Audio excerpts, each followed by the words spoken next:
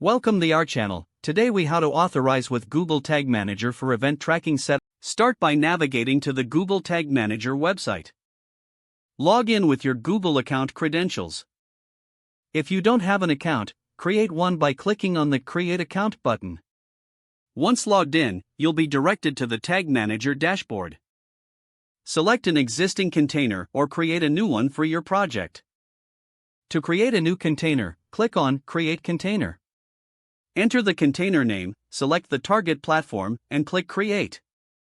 Review and accept the terms of service provided by Google Tag Manager. After creating the container, you will receive a code snippet.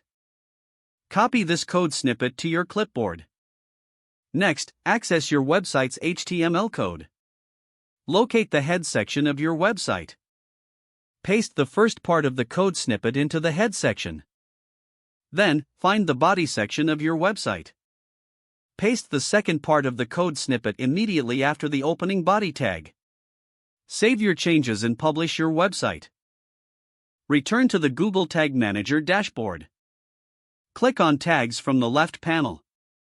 To set up event tracking, click on New to create a new tag. Select Tag Configuration and choose Google Analytics, Universal Analytics. In the next window, choose Event as the track type. Fill in the required fields, including category, action, and label. Optionally, set a value if applicable. Next, scroll down to Triggering.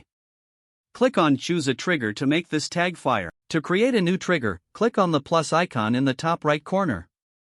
Choose the trigger type, such as click or form submission, and configure it.